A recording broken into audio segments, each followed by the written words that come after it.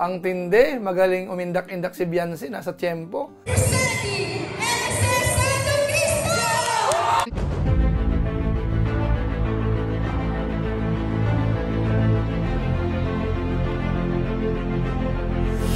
Ayun, shoutout guys. Muli, welcome to my YouTube channel. Ito po si Kuya Julay, ang inyong katugang, ang inyong kalingap na muling bumabati po sa inyo ng magandang araw, magandang gabi.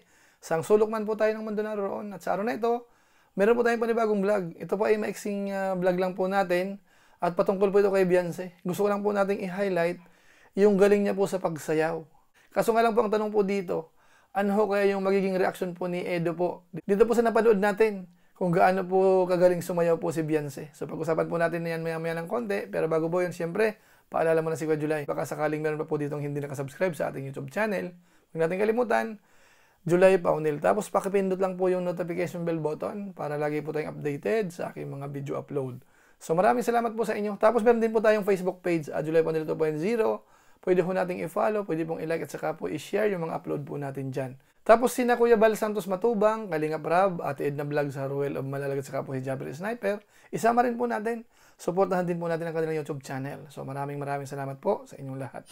Ngayon, tuloy na po tayo. Mag-usapan na po natin itong maiksing reaction po natin dito po sa pagiging muse po ni Beyonce. Dito po sa parang basketball tournament, mga kabayan po natin.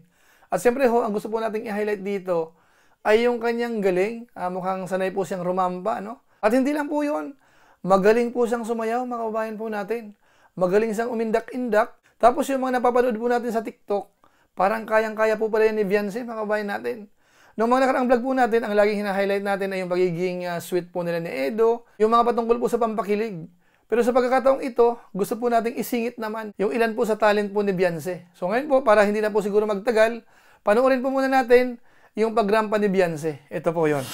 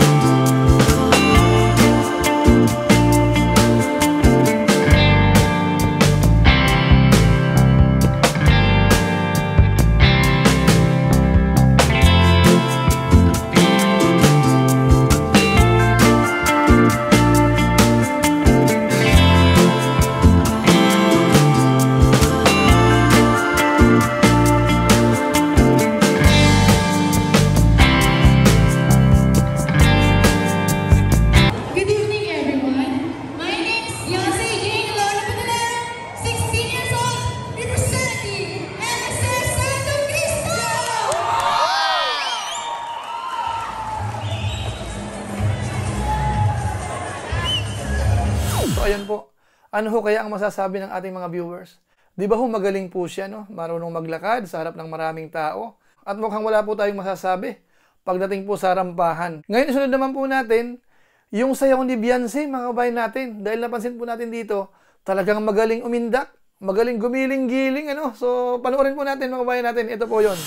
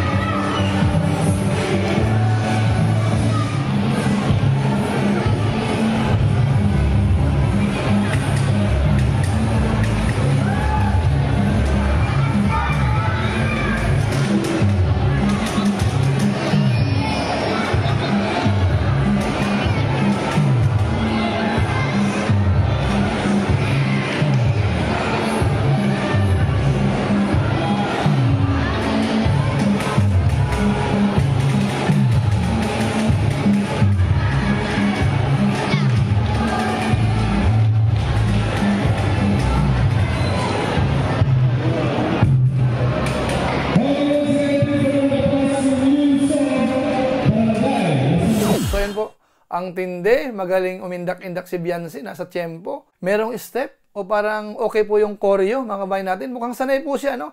Saan po kaya siya natuto? Sa tingin ko naman po, hindi naman sa tinuruan ni Edo eh.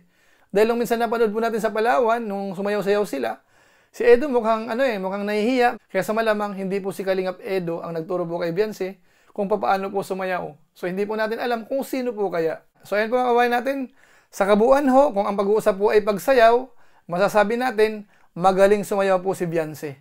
Kaso nga lang po ang tanong po dyan, ano kaya ang magiging reaction po ni Edo po dito? Dahil nga po alam naman po natin, si Kalingap Edo ho ay medyo conservative po ng konti yan. Kung inyo pong maalala, doon po sa Palawan, nung nakita niya po yung suot ni Beyonce na medyo maiksi, medyo nag-react po siya ng konti.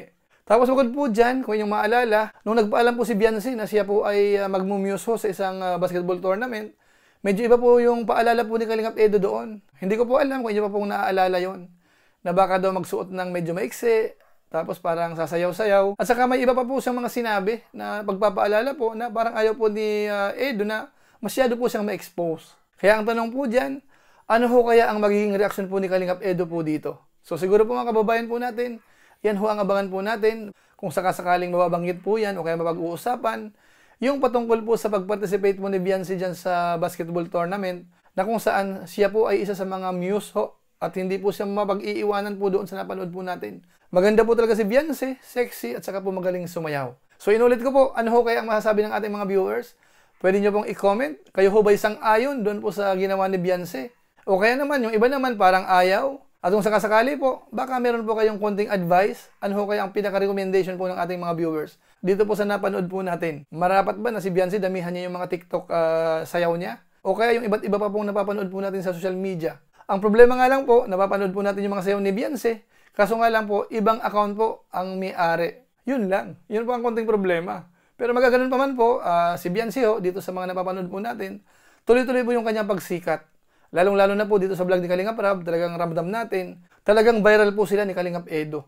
Yung kanilang tandem, yung kanilang partnership, talagang matindi. Sinusuportahan ho talaga ng maraming viewers, maraming nagmamarathon. Kung inyong matatandaan, kahapon, hinighlight po natin yung dami ng million views po ni Beyonce. Meron na po siyang siyam, ganun po kadami. At mukhang magtutuloy-tuloy po yan. Sabi ng mga supporters, parang gusto po nilang paabutin ng 17 videos na abot po ng million views bago po sa birthday po ni Beyonce. So abangan nyo po yan kung makukuha po natin yan. So maraming salamat po sa inyo. Siguro po pansamantala, paalam po muna tayo. Pero gaya po ng dati, meron lang po muna tayong isa shout out.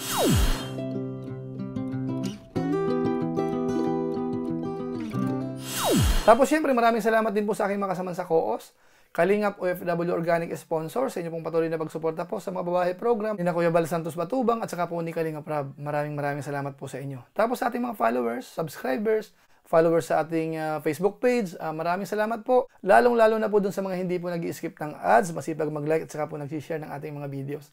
Maraming salamat po sa inyo. At kung inyo po itong nagustuhan, pwede po nating i-share. So maraming salamat po sa lahat ng ating mga viewers. So muli, ito po si Kuya Julay, ang inyong katugang, ang inyong kalingap, na pansamantalang nagpapaalam po muna. Kita-kita ulit tayo sa mga susunod ko pang vlog. Maraming salamat sa inyong walang samang pagsuporta po sa ating YouTube channel. Pagpalain nawa kayo ng Diyos, mabuhay tayong lahat. God bless. Bye-bye!